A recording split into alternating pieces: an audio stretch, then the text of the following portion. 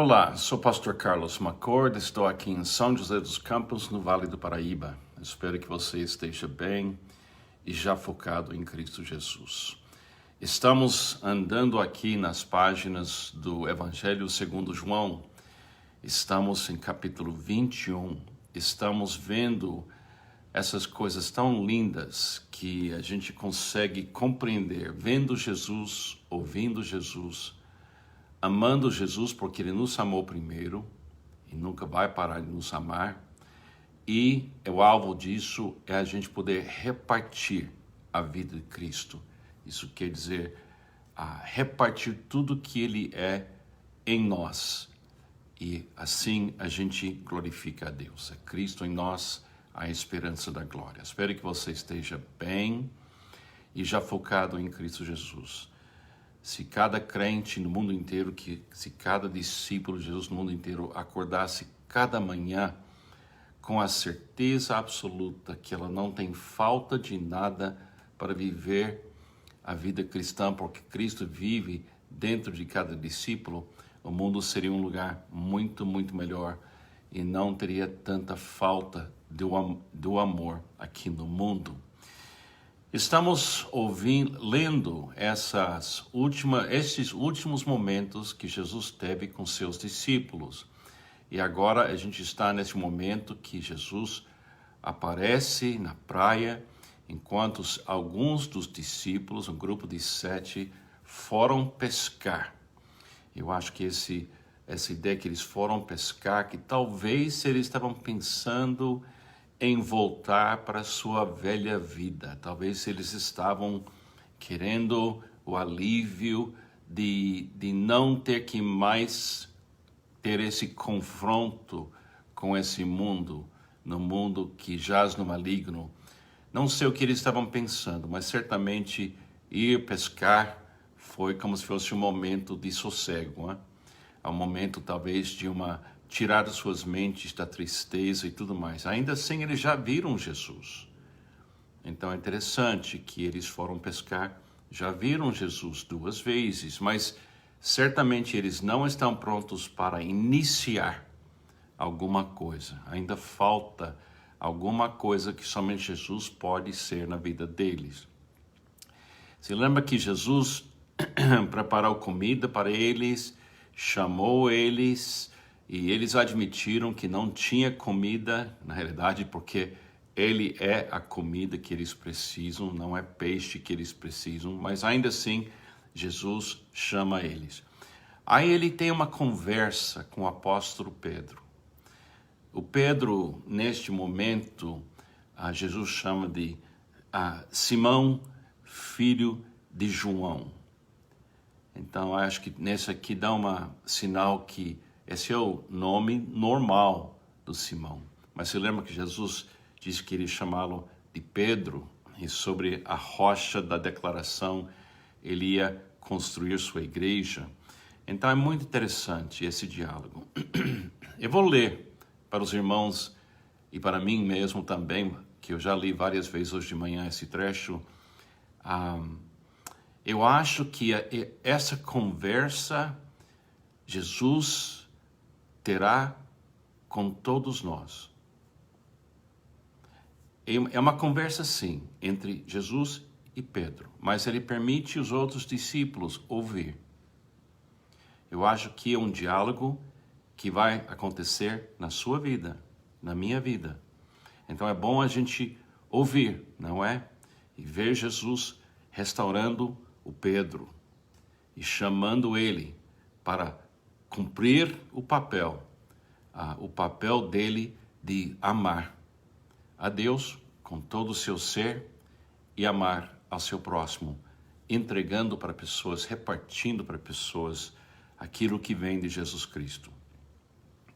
A história continua em versículo 15, diz assim: depois de comerem, Jesus perguntou a Simão Pedro: Simão, filho de João, você me ama mais do que estes?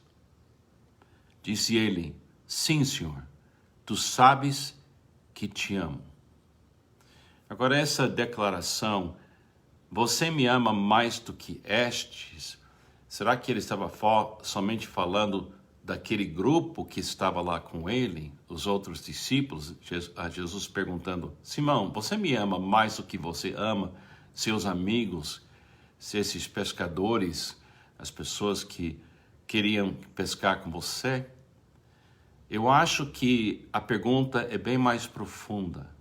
Eu acho que essa pergunta vem daquela declaração de Jesus em Lucas capítulo 14, versículo 25, onde Jesus disse: você precisa me amar mais do que você ama mamãe, papai, irmão, irmã, família, e você tem que negar até a si mesmo para ser o meu discípulo. Eu acho que essa pergunta é bem mais profunda. E eu acho que essa pergunta é uma pergunta que Jesus faz para mim hoje. Carlos, você me ama mais do que qualquer outra coisa e outra pessoa? Me parece que o discipulado, na sua essência, está sendo descrito aqui. Essa primeira pergunta para nós, para Pedro, Jesus faz: onde eu fico na sua vida, Pedro? Na hierarquia dos seus relacionamentos, Pedro, ou na realidade dos seus relacionamentos, onde é que você me coloca? Onde eu estou na sua vida? Essa é a pergunta. Disse ele: sim, Senhor, tu sabes que te amo. A despeito das negações do Pedro, a despeito dos erros do Pedro, ele sabe que no coração dele, Jesus ocupa o lugar correto. E Jesus está tentando reafirmar. Jesus sabe disso. Na minha vida, na sua vida, ele sabe se a gente é comprometido com ele ou não. Disse Jesus: cuide dos meus cordeiros.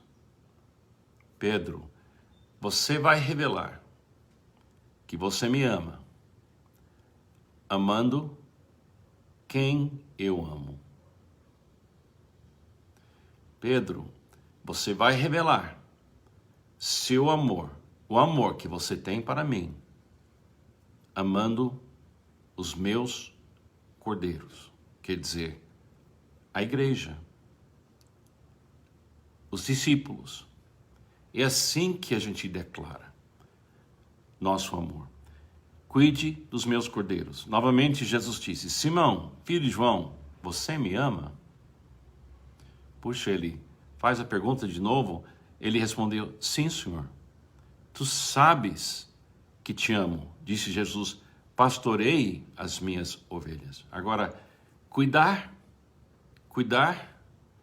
é uma certa responsabilidade de ajudá-los no meio dos seus problemas e as realidades difíceis deste mundo. Mas pastorear é colocar a sua vida em risco para cuidar delas. É viver uma vida 24 horas por dia, 7 dias por semana, para garantir que essas pessoas possam ter o apoio de Jesus revelado em carne e osso, mas essa vez a carne e osso vai ser a carne e osso de Pedro. E vai ser assim. Se a gente ama Jesus, a gente vai cuidar e a gente vai pastorear as pessoas que estão perto de nós, quer dizer, sempre guiando eles para a voz do pastor e para ver o pastor, que é Cristo. A gente não vai colocar toda a atenção em nós, a gente vai colocar a atenção do rebanho em Jesus. Pela terceira vez, ele lhe disse: Simão, filho de João, você me ama? Pedro ficou magoado por Jesus lhe ter perguntado pela terceira vez: você me ama? Ele disse: Senhor, tu sabes todas as coisas e sabes que te amo. A gente pode ter muitos defeitos e a gente pode ainda ter muitos até medos. Mas se você ficar quieto e não pensar em mais ninguém, você pode responder essa pergunta que Jesus fez. Você me ama? Jesus perguntando para você, você me ama? Quando eu fiz isso hoje de manhã, eu falei, eu pensei, eu estou aqui nessa história, isso não é só a respeito de Pedro, isso fala de mim e está falando para mim também. Você me ama a despeito das minhas falhas e meus problemas. Eu sei que na minha vida eu amo Jesus.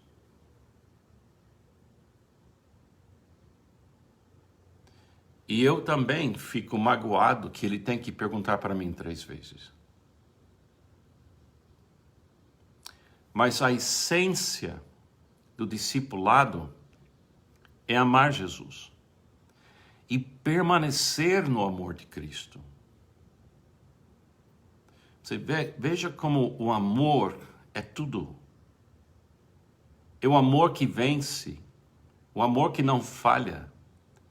Você vê que o cristianismo é 100% uma ação contínua do amor de Deus chegando na minha vida, na sua vida, na vida do Pedro.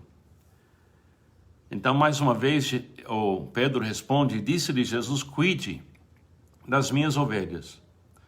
Aí ele dá uma profecia para Pedro. Ele diz para ele, eu sei que você me ama. Agora eu vou te contar onde você me amar vai te levar. Eu vou revelar para você para onde você vai chegar porque você me ama. Quando você era mais jovem, ele está falando com Pedro, quando você era mais jovem, vestia-se e ia para onde queria, mas quando for velho, estenderá as mãos e outra pessoa o vestirá e levará para onde você não deseja ir.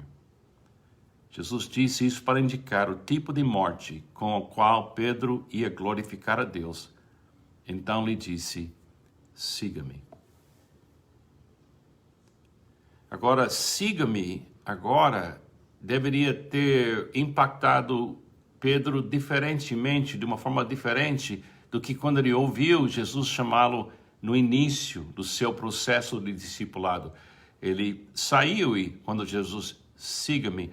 Agora ele descreve uma morte cruel, uma crucificação que Pedro vai experimentar. Ele vai ter que passar pela morte desse jeito. E quando Jesus fala, siga-me, eu tenho certeza que ele viu Jesus morrendo na cruz. Ele viu o sofrimento de Jesus. E ele sabia que Jesus estava chamando ele para carregar, não a cruz que Cristo carregou, mas a cruz que Pedro vai carregar. Você lembra que em Lucas, a Bíblia fala que Jesus diz, você tem que tomar sua cruz e me seguir. Agora, vamos, nesses poucos minutos, pensar nisso. Essa conversa entre Jesus e Pedro é um retrato, é uma ilustração de uma conversa que Jesus terá com você e comigo. Talvez ele já teve essa conversa com você. Talvez ele, não sei, talvez ele pode repetir isso nas nossas vidas. Mas a coisa que mais chama a minha atenção é que no fim de tudo é a gente sozinho com Jesus respondendo a pergunta e ninguém mais. Outros podem ouvir, mas é Pedro que tem que responder. Nenhuma igreja pode responder essa pergunta para você. Você tem que responder diretamente para Jesus. O cristianismo certamente é uma experiência coletiva. Nós somos ramos da videira numa vinha. Nós somos ovelhas num rebanho. Mas aqui a gente vê que cristianismo é individual, e entre você e eu e Jesus. Para ser uma coisa coletiva, isso tem que acontecer em mim e em você. Eu quero desafiar você a ler esse trecho de novo. Amanhã talvez a gente vai passar mais uma vez aqui. Não sei ainda, mas eu acho que é super importante você ouvir essas perguntas como se fossem perguntas que Jesus está fazendo com você, diretamente com você, para que você pudesse voltar para o coletivo, o rebanho, os cordeiros, e dar o melhor que você é, o melhor que você tem, para amar quem Jesus ama e para quem você precisa entregar sua vida, para que o mundo saiba que o amor perfeito, revelado em Cristo Jesus, continua aqui neste mundo, nos discípulos de Jesus. Pensem nessas coisas.